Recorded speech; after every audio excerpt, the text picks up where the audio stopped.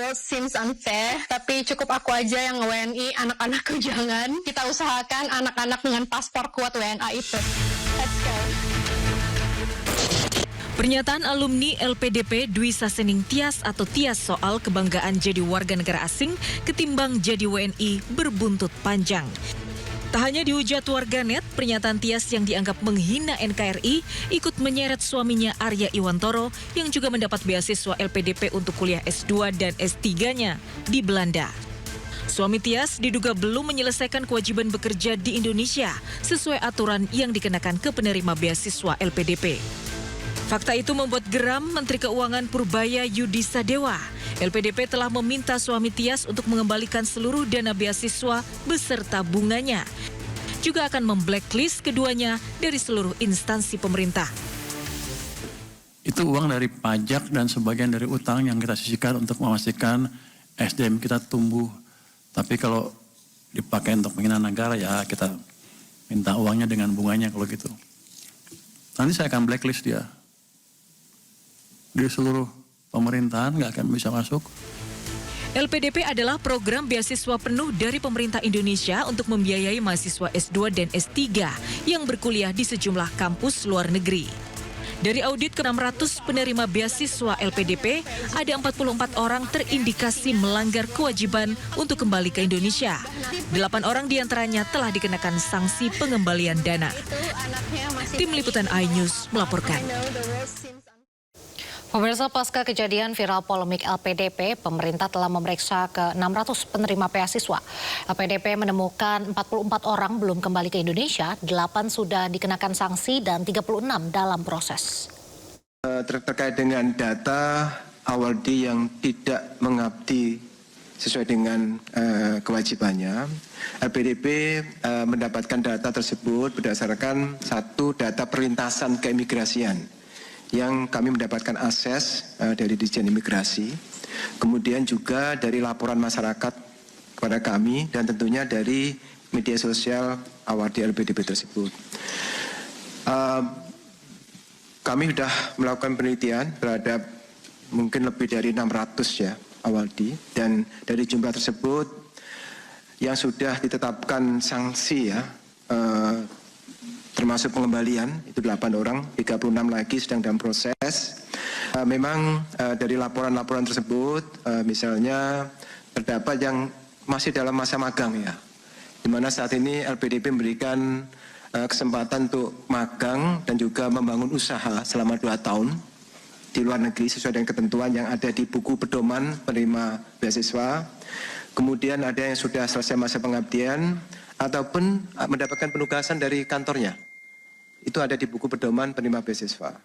Tentang LPDP, saya ingin menggarisbawahi lagi ya, yang di para penerima beasiswa LPDP itu menggunakan uang rakyat Indonesia yang kita kumpulkan dari pajak. Kan diambil tuh, kita kumpulin dari pajak. Tiap tahun kita mengumpulkan pajak, masuk ke dalam APBN, lalu kemudian sebagian kita sisihkan, sehingga dia menjadi dana abadi. Lalu kemudian dana abadi itu ada hasil pengelolaannya, hasil pengelolaan itu kita pakai untuk membiayai beasiswa. Jadi itu uang rakyat. Okay? Jadi hormatilah rakyat Indonesia ketika menerima beasiswa dari LPDP. Sementara itu, reaksi beragam netizen ditujukan pasca viral polemik penerima LPDP yang bahagia anaknya menjadi warga negara asing. Beberapa diantaranya mengaku juga tinggal dan lahir di luar Indonesia, tapi tak terpikirkan sedikit pun pindah warga negara. Dan insya Allah akan tetap jadi WNI. Saya pribadi punya kesempatan setiap hari untuk ganti paspor Italia, tapi saya bertahan, saya tetap memilih menjadi orang Indonesia. Anak saya punya 2 paspor, Italia dan Indonesia. Nanti umur 21 kalau nggak salah dia harus memilih. Suami saya yang WNA ya. Buat saya Indonesia adalah rumah buat pulang. Italia adalah rumah untuk kita hidup di sana membesarkan anak. Tidak semua orang mau jadi WNA.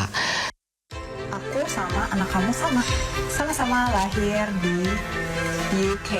Gue juga lahir di sana karena orang tua gue kerja, dan gue waktu lahir juga didanai oleh negara karena bokap gue dulu kerja untuk pemerintah. Dan hijau. Dan gue nggak malu punya paspor hijau. Masa kayak nggak pernah orang tua gue bilang kayak gitu, kayak kita usahakan menjadi WNA dan karena nggak banyak privilege menjadi orang Indonesia. Tapi menurut gue semua itu tuh juga dipengaruhi oleh kualitas anaknya. Buktinya gue masih hidup dengan enak sekarang, bukan karena bapak gue gitu, tapi karena gue sekolah dan gue belajar dengan maksimal. Walaupun gue tidak menerima beasiswa, tapi gue itu biayain kuliah gue sendiri di Malaysia pakai uang kantong gue sendiri. So, sebenarnya balik lagi ya, kayak orang tua tuh nggak harus mengusahakan anaknya WNA. Yang penting mengusahakan pendidikan anaknya. Kita ke informasi berikutnya, ratusan nasabah menggeruduk kantor Bank 9 Jambi, khawatir uang tabungan mereka hilang. Sistem bank itu diduga bobol, diretas hingga tidak bisa diakses.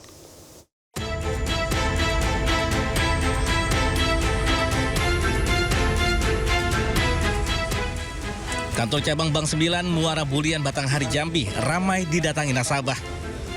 Mereka menyampaikan keluhan terkait dugaan pembobolan rekening yang viral di media sosial.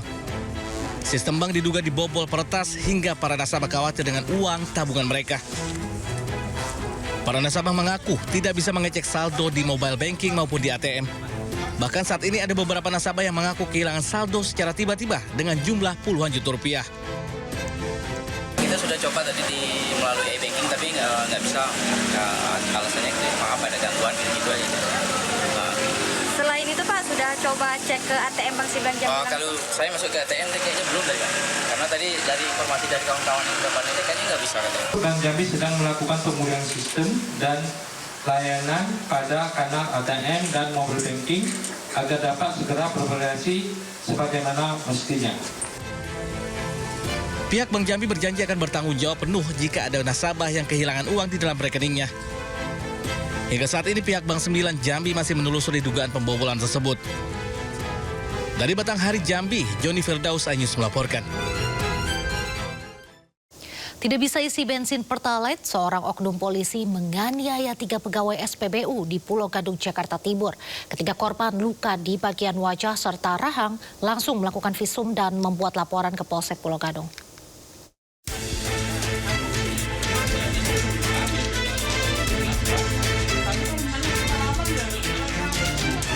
Aksi penganiayaan kepada 3 pegawai stasiun pengisian bahan bakar umum SPBU terekam kamera CCTV di Jalan Bekasi Timur Raya, Cipinang, Pulau Gadung, Jakarta Timur. Diduga oknum polisi nekat menganiaya petugas SPBU lantaran barcode yang tidak sesuai saat hendak mengisi bahan bakar jenis Pertalite.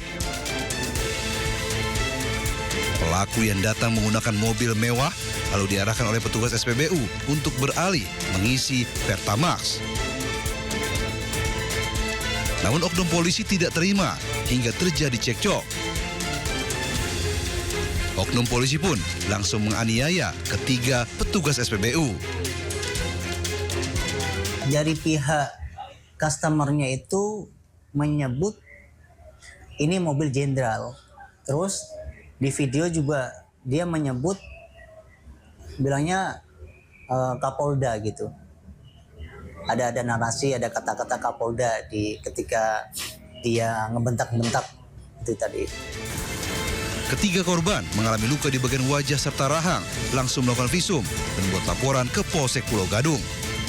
Dari Jakarta, Rio Manik melaporkan. Informasi selanjutnya, oknum Brimob Polda Maluku yang diduga menganiaya siswa hingga tewas, Bribda Masias Yahaya, dipecat secara tidak hormat dari anggota Polri. Pemecatan dilakukan usai sidang kode etik selama lebih dari 12 jam.